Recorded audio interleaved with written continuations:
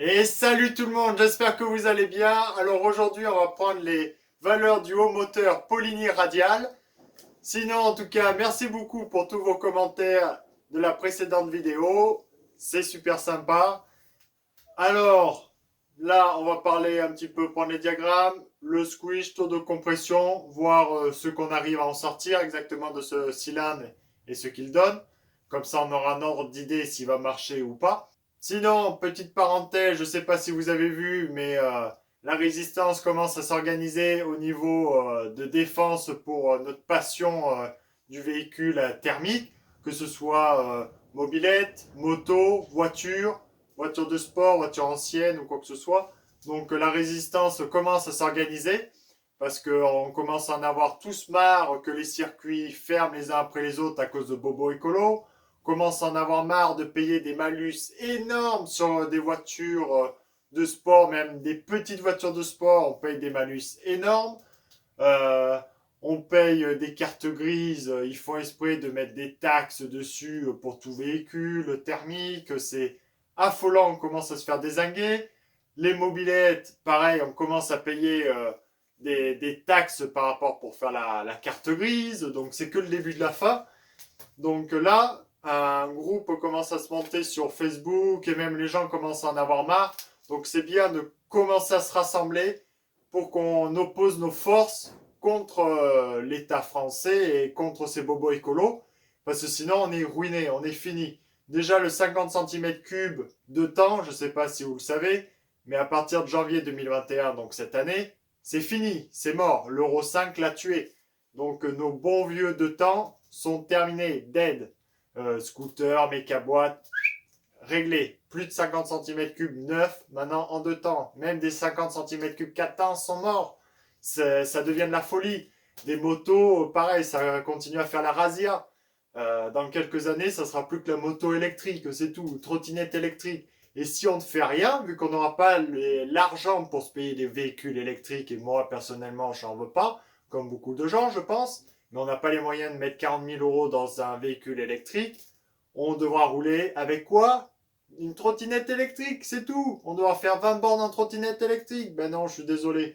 Donc au bout d'un moment, là, il va falloir qu'on se réunissent, qu'on soit forts, soudés ensemble pour sauver notre passion, faire comme en Angleterre, en Allemagne, Espagne, où il y a quand même des gros comités, des groupes, voilà, des associations, où ils sont tous rassemblés, et donc ils ont une force pour dire voilà au gouvernement, arrêtez de faire ça, nous on garde nos circuits ouverts, certes, vous voulez sauver la planète, comme, mais avec leur système ça ne marchera pas, mais faire de l'écologie.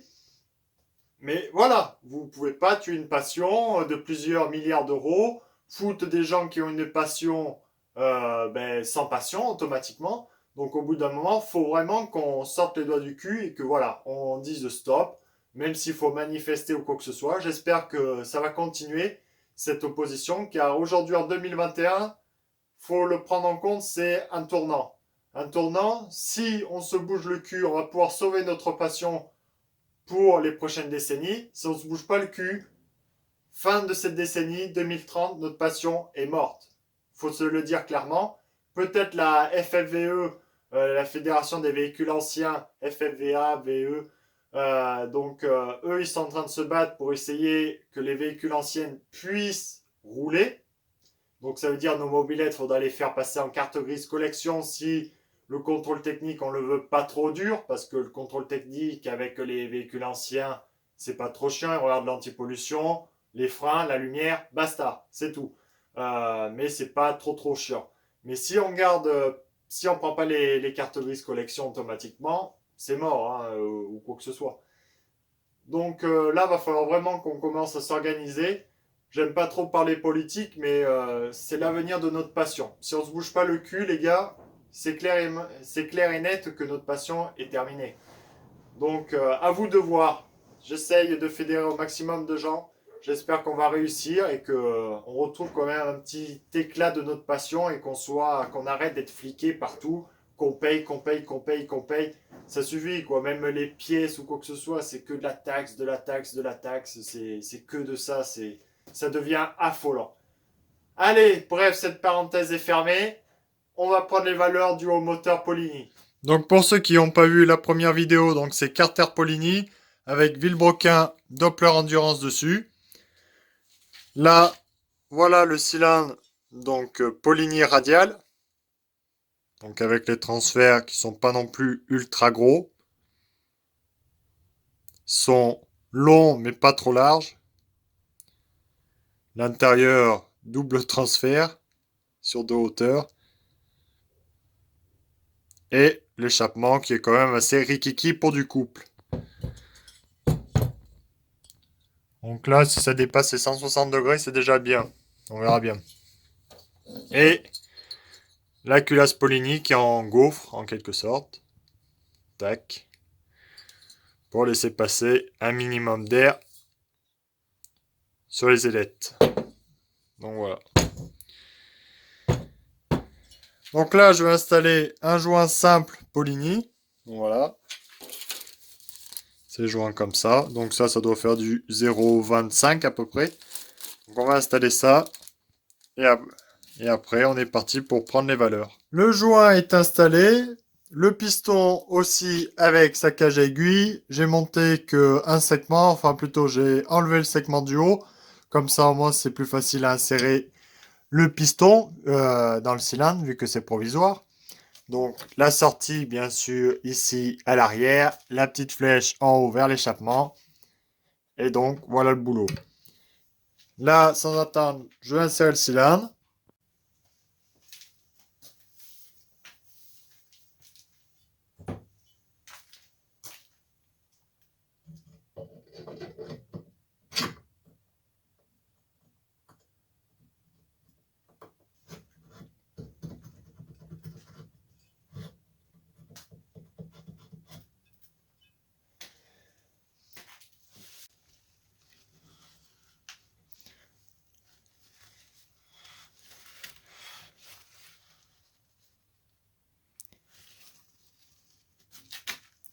Point mort bas, donc on ébouche bien le transfert et l'échappement. Donc là, on est bien.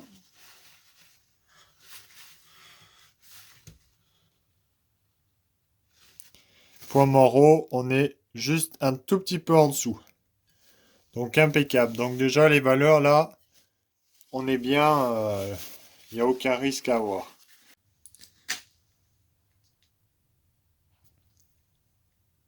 Donc là, vous voyez ce que ça représente. Donc maintenant, je vais faire mon installation pour prendre le diagramme. L'installation est faite. On est bien sur le 0. L'échappement est fermé. Donc on est parti donc, pour prendre ces valeurs.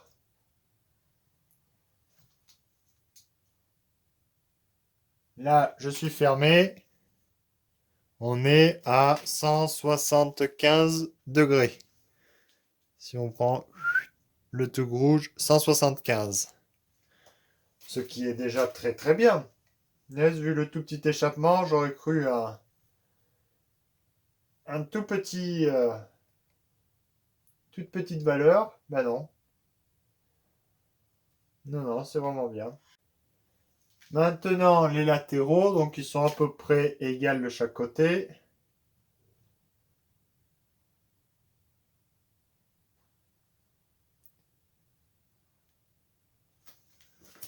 « 124. 124 aux latéraux, ben franchement, c'est super bien. Hein. 175, 124, 125. C'est très très bien. C'est les mêmes valeurs qu'on a sur le Bidalo RR, des cylindres voilà, de base de route en 50 cm3, sauf que là c'est en 70. Donc franchement, ça peut être très très intéressant. Hein.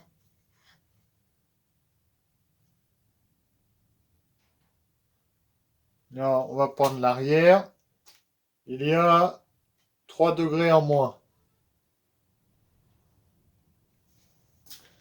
Donc si on prend 3 degrés en moins, automatiquement on va être à 121, 122.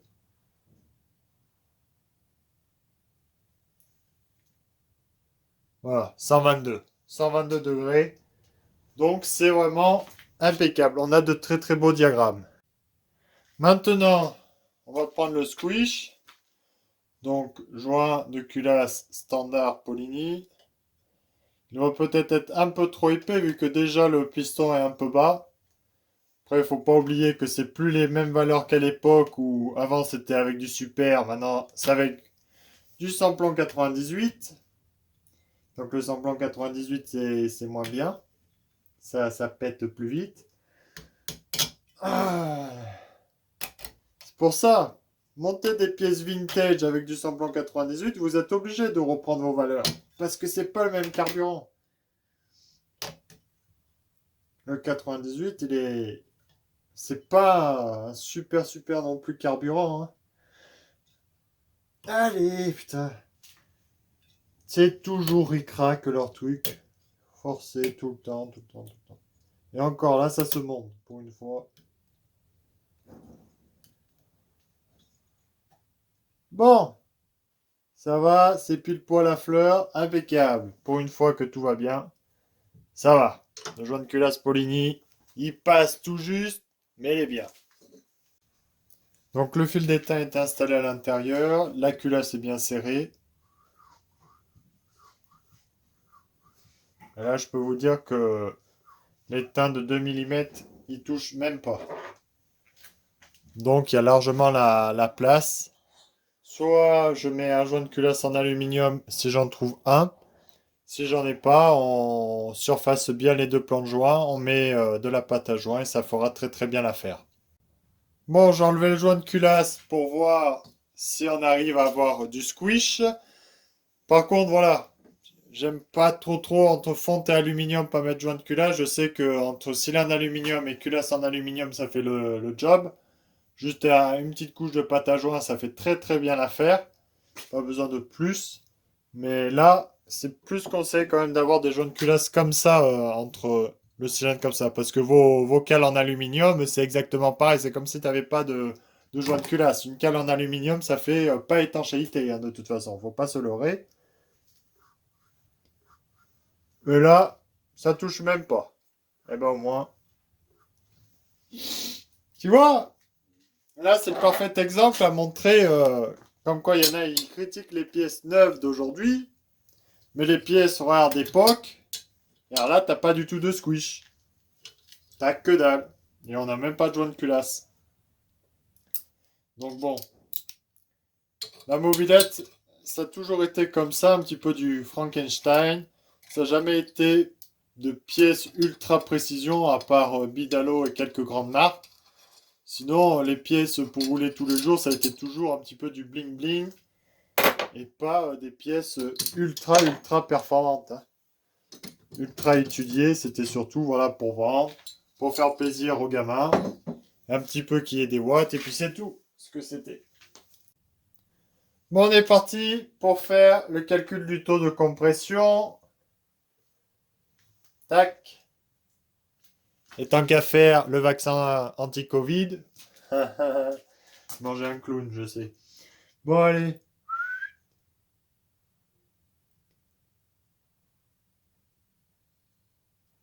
5 millilitres.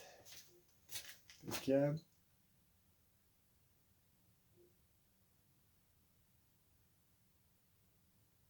Non, mais là, on contient combien? On n'a rien comprimé encore cette affaire.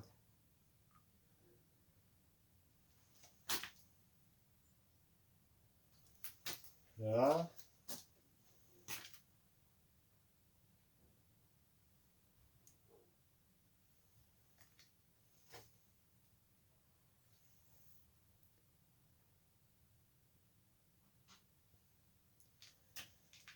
Alors, on a mis 10, 11. 11 millilitres dedans. Le niveau ne bouge pas, donc ça fuit pas. Et pourtant, là, il n'y a qu'un segment. Mais 11 millilitres. Donc, je vais calculer ça de suite. Et je vous dis ce que ça donne. Donc, résultat des courses, vu que c'est un petit culot court, donc c'est moins 1,5 de volume. Donc, on arrive à 9,5 de volume dans la chambre. Et 9,5 plus 65 cc, vu que c'est un diamètre 46 avec le vilebrequin d'origine Peugeot, donc ça fait du 65 cm3, donc ce qui donne 74,5 cm3 qu'il y a à l'intérieur, divisé par ces 9,5. Donc on arrive à 7,84 de taux de compression. Donc on va dire 7,9 de taux. Ça comprime que dalle. Donc à réfléchir. Mais donc là, bien sûr, j'ai mis le joint de culasse. J'ai remis le joint de culasse. Donc je vais le GRT. Je suis obligé pour plus comprimer. Bon, j'ai fait mon taux de compression en enlevant le joint de culasse et je suis à 9,44 de taux de compression, ce qui est déjà plus raisonnable, en n'oubliant pas qu'on a un segment en bas et non celui du haut. Donc on perd un tout petit peu en quelque sorte, de volume, mais c'est vraiment que dalle. Mais on va dire, allez, grosso merdo, on est à 10 de taux de compression. Donc là, on est mieux pour 175 degrés à l'échappement, on est mieux avec 10 de taux. Là, on devrait avoir un moteur qui devrait mieux mouliner, pas trop chauffer vu qu'on a une bonne culasse et des bonnes ailettes. Allez, j'espère que vous aurez aimé la vidéo et à très bientôt les gars. Salut.